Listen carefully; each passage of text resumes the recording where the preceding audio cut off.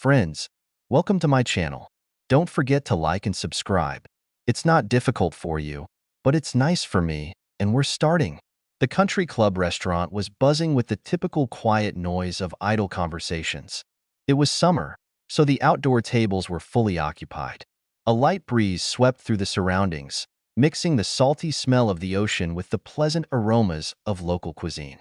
Above, the melodious sounds of birdsong mixed with the trill of insects. It was the real soundtrack of summer. This July day was very hot, but a light breeze made the air quite comfortable. The view of the beach was beautiful. It was a serene tapestry of summer. Among the regulars of the restaurant were three women, each about 30 years old. They were very beautifully dressed in stylish and attractive summer clothes. Sleeveless sundresses with a hint of cleavage on them, but nothing open. Well-groomed hands, and toes with pedicures that showed off flip-flops and sandals. Carefully applied makeup that was almost invisible. But the most important thing is the gold stripes on these certain fingers of the left hands. These ladies met here at least twice a month. It was an outlet from their daily responsibilities of being wives and mothers. It was their time, not the time devoted to soccer practice, homework, cooking dinners, and other tasks that are expected of the young wives of successful men.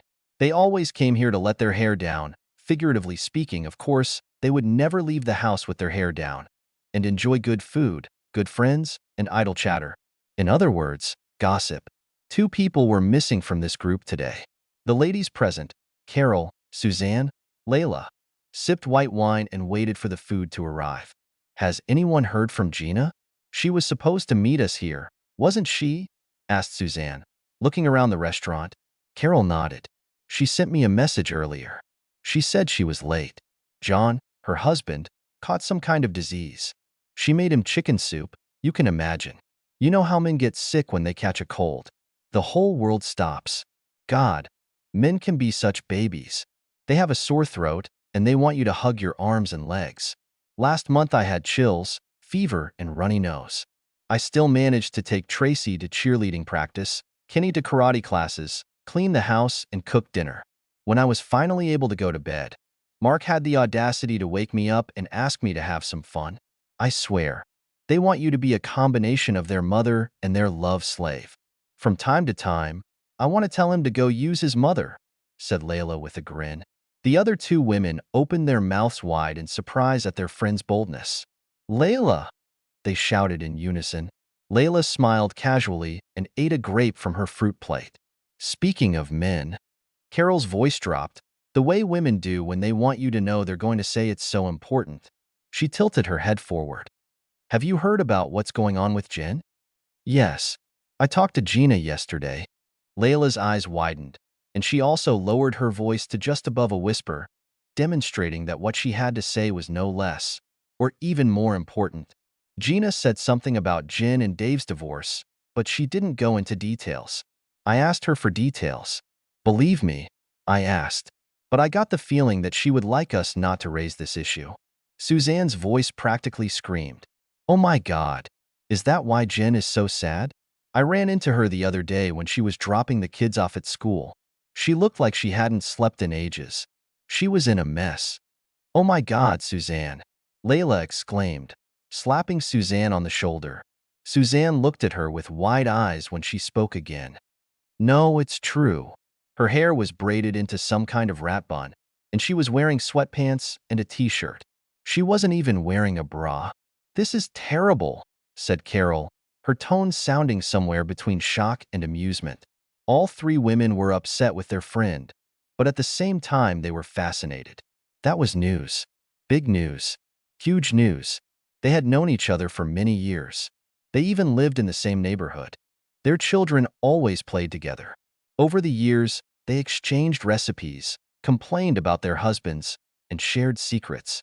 They thought they knew everything about each other. Obtaining such important information, which was previously unknown, guaranteed the peak of their interests. Carol, so tell us everything, Layla. Did Gina say anything else about Jen? She must have said something. Layla, well, after Gina mentioned it, she suddenly stopped talking. I asked what happened, and she told me that Jen and Dave had some problems. I asked what happened, and she told me it was bad and they would probably get divorced. That's all she said. Then she said, "It's time," and hung up. Suzanne, what? Oh my God. She must be devastated. How long have she and Dave been married? 6 years? 7? They haven't lived for decades yet. Would he just divorce her and leave her with 2 children? That bastard. I never liked him.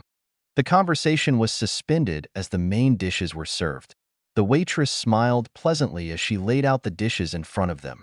"It smells wonderful," said Carol, tucking a napkin into the neckline of her dress. With a fork, she stirred the chicken into the sauce that covered the meat, cut off a small piece, and put it in her mouth. A smile appeared on her lips as she savored. Once the waitress was sure they were satisfied with the food, she refilled their glasses.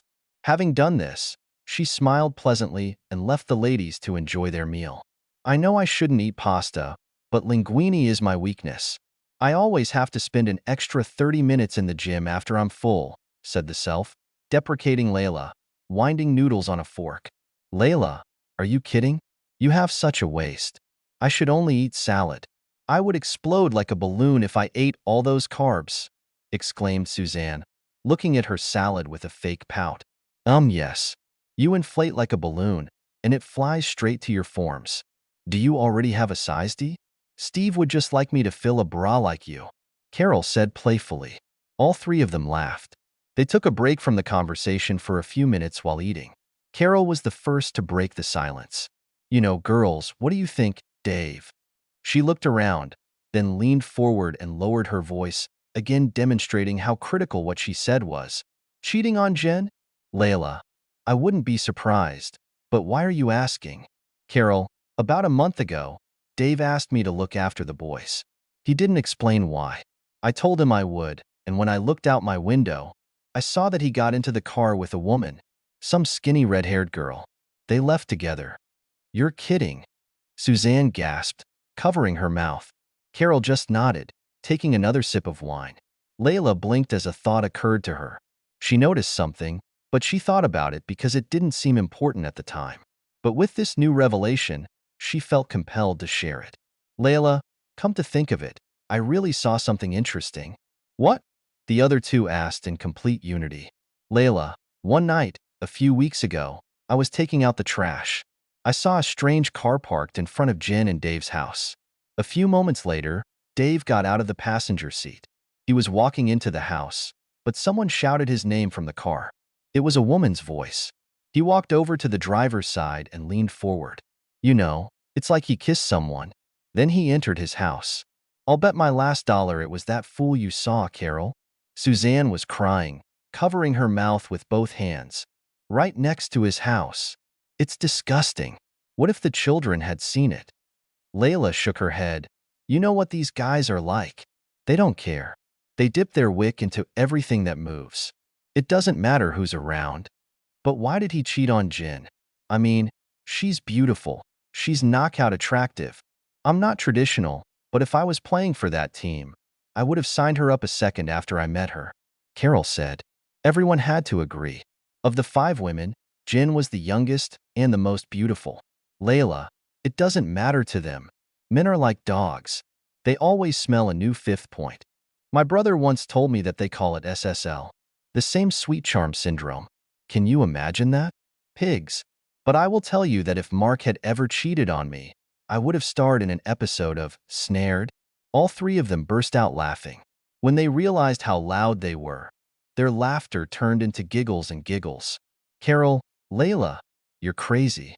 Layla, you better believe it.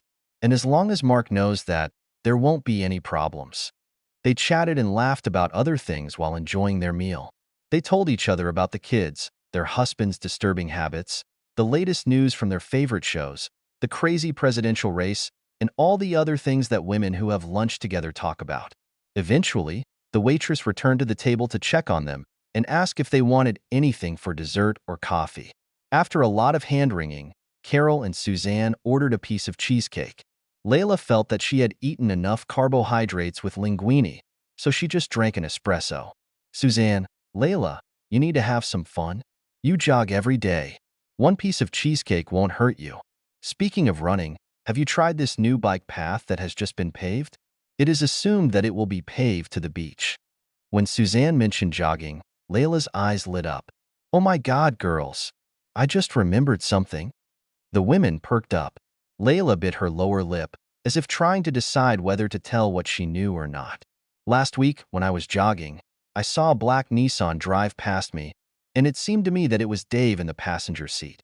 There was a woman sitting in the driver's seat, and I remember that she was a redhead.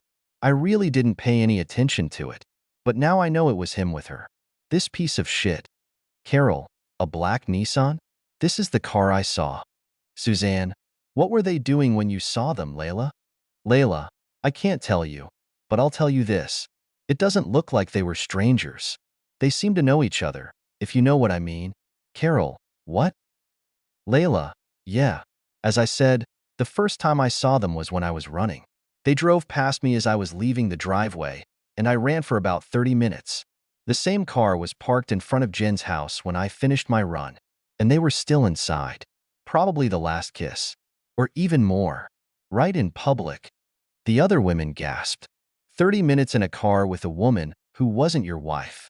We run away with her to the devil knows where, probably to a motel. They kissed like drunken teenagers, in full view of the children. Who does that? Right in front of your house? It was too much. Layla, I hope that Jen will nail the nuts of this scammer to the wall. I wonder if she still has a lawyer. Carol, do divorce lawyers work for Steve's firm? I mean, real bastards. She needs one of those sharks that eat people. Carol, I was already planning to ask him about it tonight. He won't want to interfere, but I can make him come to his senses. All I have to do is… At the same time, she ran her tongue over her cheek, imitating a caress. The other two girls burst into fits of laughter. Take another one for the team, Carol. This poor girl needs justice, said Suzanne between giggles. Layla was laughing too hard to say anything. Their company was getting pretty stupid, but that was okay. Having fun without me, how do I see? A clear voice rang out behind them. Everyone turned to see Gina sauntering over to the table. It's about time you showed up, said Carol, getting up to hug her friend. The other two waved their hands in greeting. Carol and Gina were best friends. They had known each other since high school. They were at each other's weddings. Their children thought they were cousins. Their husbands played golf together and were friendly with each other. These two ladies were the closest of their company. Another noteworthy relationship was Gina and Jen. They were cousins. That's how Jen was introduced to the ladies. She was a few years younger than the others, but it suited her. She soon joined their dining group. I'm sorry I'm late, girls. John is sick. He needed a nurse. Plus, she narrowed her eyes and lowered her voice, as if she was about to reveal a juicy secret. She knew the protocol. The other ladies caught on and gave her their full attention. I've been talking to Jen on the phone all night. We were just talking about her. How is she?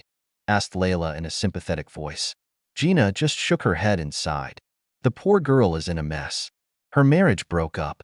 She doesn't know what she's going to do. Dave came home the other day and threw divorce papers in her lap. She's been hysterical ever since. That bastard, said Carol in a venomous voice. This asshole not only cheated on her, but also had the audacity to throw her divorce papers. She was going to write to Steve right away. His caress will be stunningly epic. She would give it to him as a reward, not a bribe. Not that men really cared why they were pleased while they were doing it. Cheaters need to die, said Layla through clenched teeth. This distracted Gina a bit, and there was a look of shock on her face. Then she got a little angry. Layla, you don't know the whole situation. My cousin had her own reasons for doing what she did. What did she do? This poor girl is a victim. Layla returned, a little shocked by her friend's irritation at her. That's what I'm saying. Can you imagine how unhappy she had to be to cheat on Dave? Cheat with one of his best friends. It was a cry for help. Gina's voice was agitated and filled with emotion. However, the bomb she had just dropped took a second to shock the entire group. Wait a minute, Carol said, trying to make sense of what she had heard. So it was Jen who cheated? Yeah, that's what I'm trying to tell you. Wow, was all Carol could say. Of course she cheated. Suzanne shifted in her chair and leaned forward as she spoke. Dave is dating some red-haired fool in a black Nissan. What's good for a gander is good for a goose. I think you're doing it backwards, honey. Carol giggled. Oh, hush. You know what I mean. Men are such hypocrites. Is he running around with this girl and then wants to divorce Jen to get revenge? Gina was confused for a second and then shook her head. No, no. You made a mistake. This woman was the detective he had hired to keep an eye on January. He met with her to gather evidence. This afternoon, the table went silent for the first time. This information changed everything. It's one thing to cheat on your husband. Men are dogs. But for his wife, cheating was a big deal. This already obscene story has gotten better. It's a pity that someone they care about has ruined their family life. However, it made what he heard more intriguing. Gina continued to tell the details. Apparently, Dave became suspicious when he came home and found his best friend's car parked in front of his house. His friend pretended to wait until Dave returned from work so they could shoot hoops. Dave bought into it the first time. The second time it was less convincing. After the third one, it was just necessary to find the right detective. When he had all the necessary evidence, he went to a divorce lawyer and prepared the documents. He ordered her to be served only the other day. Oh my God. Poor girl. What made her do it? Suzanne said in a sympathetic voice. A misfortune. Here's what. You know she had to be unhappy to do that. Dave must have really neglected her. Maybe even insulted her. Not to hit her, but verbally. It's as bad as you know. That bastard. She must be devastated, said Layla, her voice filled with emotion. The rest of the group nodded understandingly. Carol pursed her lips and shook her head. Dave has always been bossy. He was strangling her. What was following her? Who was doing this? No wonder she did what she did. Well, we have to be with her. She will need a lot of support to get through this difficult time. Suzanne intervened. The others agreed again. Well, Suzanne, Gina began. She actually needs a place to stay for a while. To collect my thoughts. You have an extra bedroom in the finished basement, don't you? Maybe she'll stay there for a while? At that, Suzanne fell silent. Jen, who lives in her house, with her husband, young, beautiful and, it has already been proven, less committed to marriage vows. Besides, Suzanne didn't know what Paul would think. Jen was her friend and all that, but what if Paul thought she looked like Jen? Birds of a feather and all that. Not to mention what the neighbors will think. If the rumor hasn't spread yet, it probably won't be for long. If they find out that she is harboring a cheater, she may well become embroiled in a scandal. It just won't do. She would be uncomfortable in this room, Suzanne said quickly. A draft. Besides, right next to the washing machine and dryer. Poor Jen will never sleep. What about Layla's house? When her name was mentioned, Layla tensed up. Then she smiled and laughed. Girls, you know what kind of children I have. Noisy and terrible. Damn it. This poor girl needs some peace. Carol has an au pair room above her garage. It's far enough away from all the noise. She would probably be more comfortable there. Well, of course. But, we use this room for storage. There is no place there. And Steve is so busy that he won't have time to clean it up for her. I couldn't let her in there with this mess. She's been through enough already. But Gina, she's your cousin. Why can't she stay with you? Gina, who grabbed Suzanne's glass of wine to take a sip, almost spat it out. Come on, girls. After all, my John is sick. It's just a bad time.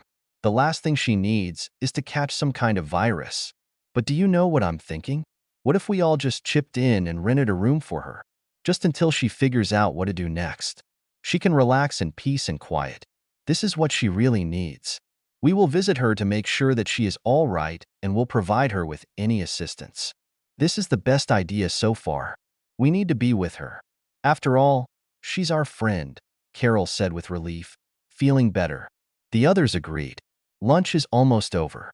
Overall, it was quite productive. They found a way to be close to a friend in need without falling into the quagmire of association with her. Isn't that what friends are for?